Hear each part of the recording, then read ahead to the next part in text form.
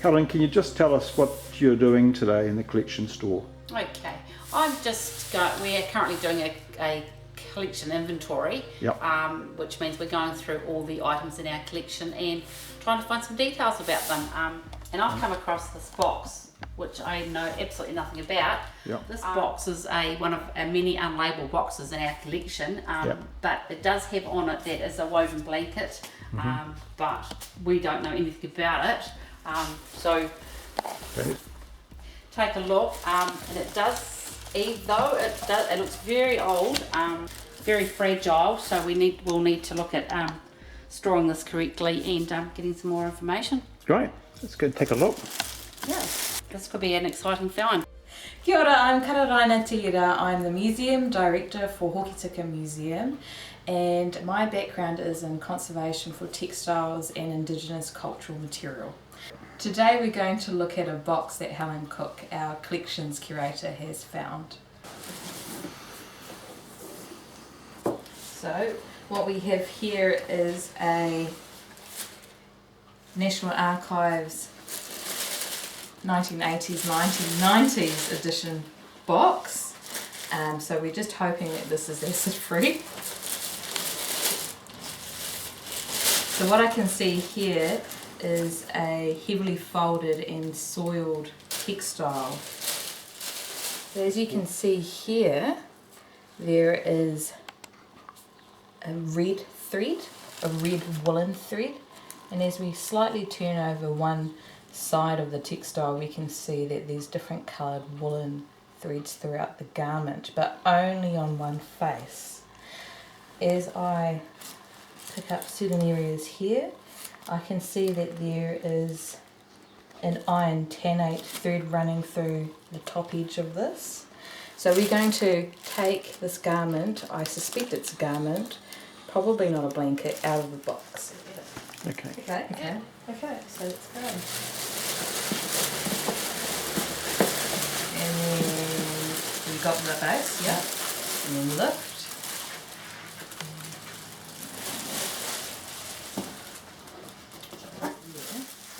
As I fold this over, okay. And if you grab the top edge there, and then down, and it's like we're sliding it across. Okay. Yeah, that's it. Oh, so what I can really see is the red and the blue woolen adds. They have just been added rather than woven into what we would call the kaupapa, or the base woven textile. The textile is made from what I can see is Formium tenax, also known as the New Zealand flax.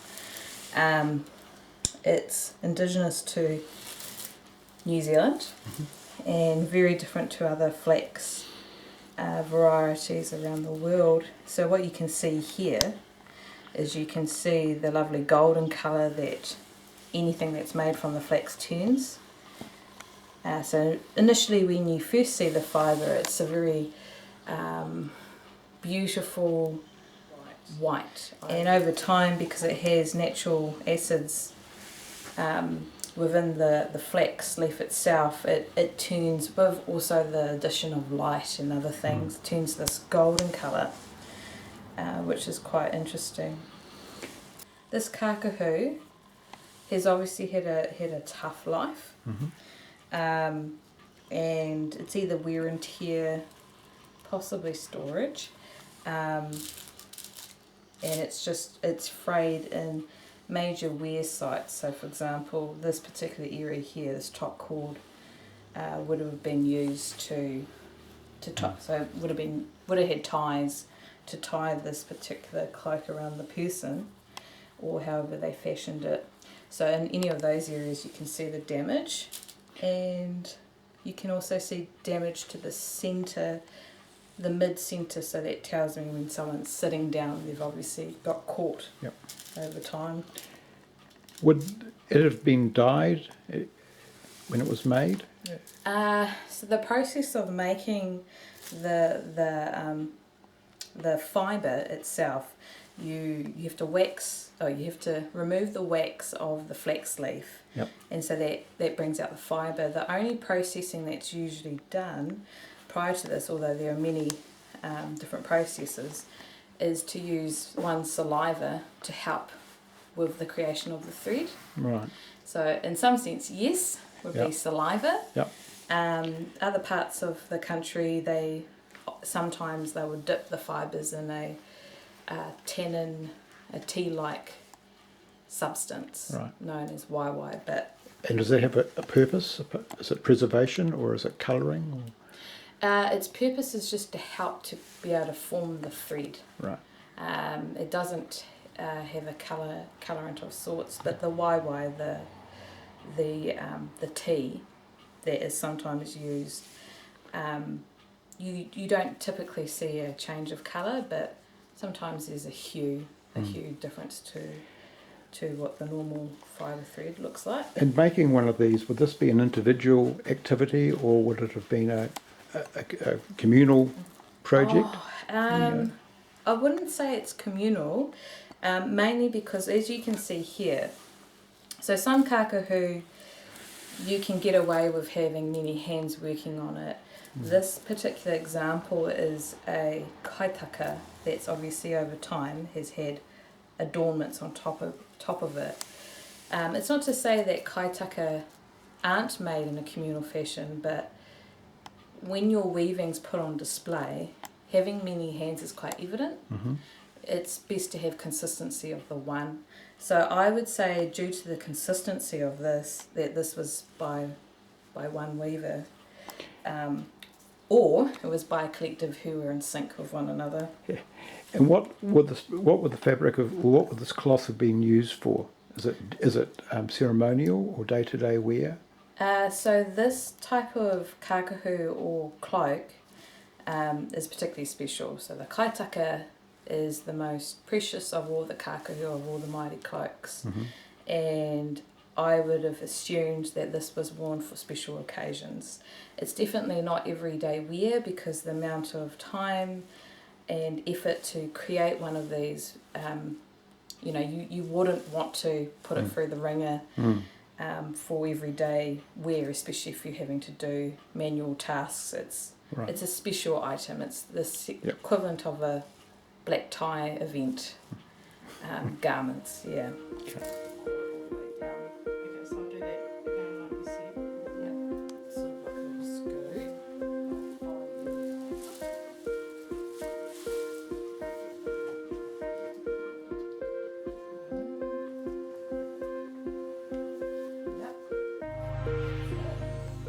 You can see here that the section where there's been the most wear or deterioration has been that midsection. So if someone was to wear this, you would see it in the sitting down area, so to speak, but also where most of the folds are have been in the central area as well, so that has created more tension on this area. Right. What you can actually see here is the beauty of the type of weave that's very unique to the West Coast. The West Coast South Island weaving is noted for having a type of sheen or almost a velvet appearance to its construction. So as you look at it here, and maybe you want to do it closer, as you can see it here, there is a bit of what I would say a wave. So what I was taught by Rangi Te Kanoa, who is our first Māori conservator, was that this particular wave between the whatu, or the aho that have this wave, is indicative of West Coast weaving. There are a few names for this kind of ripple effect in the aho, and one's called whiore, and that is a term that was shared with me by Christina Wirihana from Te Arawa Rosete region. So they call that the whiore, or the tail of the rat, because it has this sort of curve. How long would it take to actually make a a cloak like this? Oh, if it depends on the skill of the weaver, and it depends on their availability. So if we're talking about weavers today, I've known a few weavers who have dared to make a kaitaka take up to 4 years to create, and others who have been afforded time to solely focus on their weaving. I have heard of someone that sped through their project in a year and a half. Right. But again, that was someone that was very committed to completing that kakahu in that time frame. But so you're looking at for a proficient weaver in that time, there have been estimates that someone that would work on a garment of this size could actually have completed it.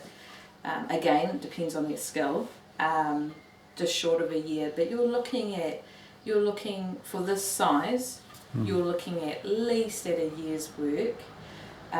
But to be quite reasonable, you're looking at least a couple of 2 years to 4 years. And the size of it would indicate that what, it's shoulders down to feet? Yes, they're just rounded by the ankles, I would say. I can tell that this was, this kaitaka was made for a female. I presume a female, just because of the type of decoration that was added later. But also just the form, where the aho puka are, they are in areas that remind me of kakahu that were made for women. Okay. Yeah. This would, if you're doing something like that and it's taking 2 to 4 years to make, it would suggest possibly you're staying in one place, you're probably sedentary as opposed to migrating around an area, or would you just pack it up like you're knitting and... It would depend on your resources. So if you lived in an area that had a lot of a harakeke, for example, had a lot of flax, then you would typically stay close to your source. But there are cases where people have moved around. It's not ideal though. And when you're introducing different types of muka, so if you were to go to another area, and although it's still a flax plant, its muka quality could be a lot different. And I can see consistency all the way through this kakahu. So this tells me that this is most likely made in one place over that period of time. It's very rare today to see this form of weaving. And as mentioned before, you can't hide behind anything. There aren't feathers or huka to hide behind, or any other adornments. So your weaving's on display, and it's very, it's a rare example even for the period that this is most probably from. Do you have any estimate or guesstimate as to what sort of era this might be from? What I can tell is that we would be able to date the blue wool. So quite a lot of research has been done in terms of dating the degradation or the colour fading of blue wool. So that will tell us how old these particular sections, these additions are. There's other ways of being able to tell the age, telling the age of the fibre itself through various means, carbon dating, etc. But from a hazard of guess, I would say that this would be very early, early European contact.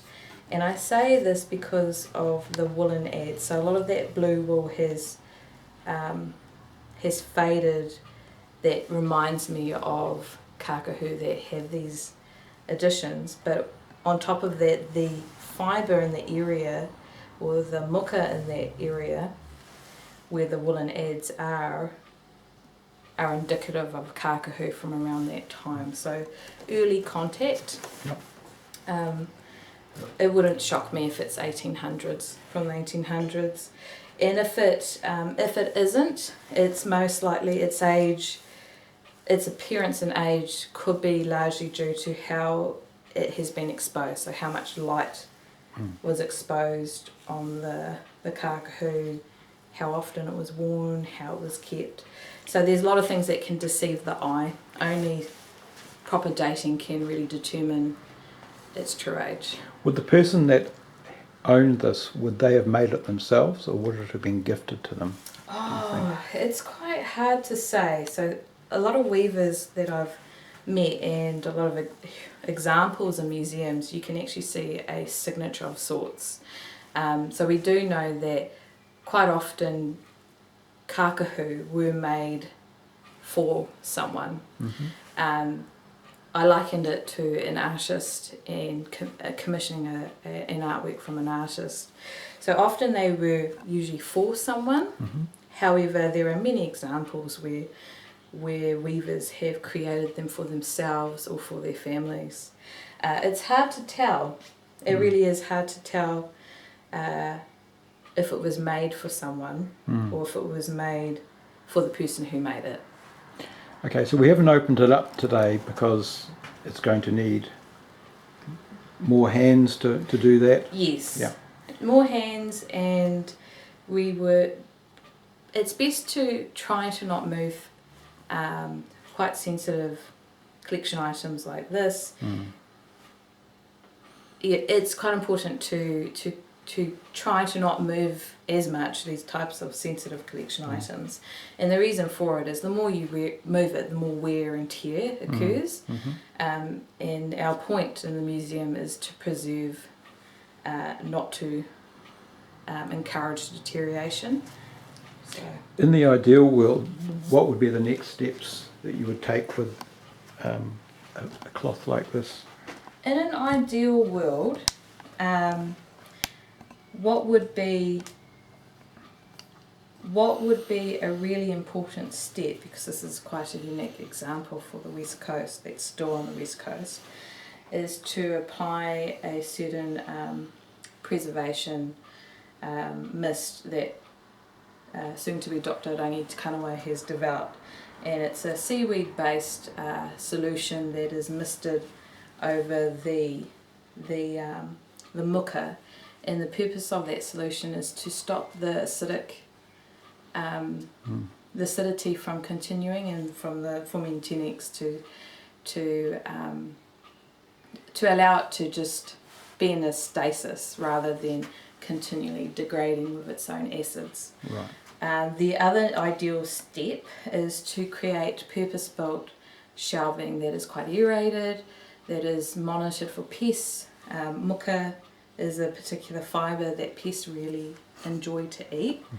Many insects like muka, or more than the muka, they really like wool. So that would be an ideal step, and so that shelving should always have fresh, circulated air. And the other ideal would be to have support structures underneath it. So, for example, what you will often see is that with this kakahu, you can see that there are shaping seams in it, and lying it flat isn't the greatest. Being not folded, making it a little less folded would be great, but having it straight flat would actually cause more tension. So the best next step is to mould its bed, so to speak, according to its shapes. Right. That would make sense. When opened up, it's going to expose the patterns and things. Will that Yes. tell much of a story about where it's come from or who it belonged to, do you think? Or is it? It could do. It depending on, so sometimes what you will see in some kakahu are certain shapes that are typical iconography that you would see from a particular iwi. So we could see that, or it could be in the colour placement that's particular to that iwi or to that family, but it's sometimes things are just purely decorative. Yep. And you never know until you investigate it further. Great. Well, thank you, Kararaina. We look forward to an update on what happens to this and what more we can find out about it in the future. Thank you. Thank you.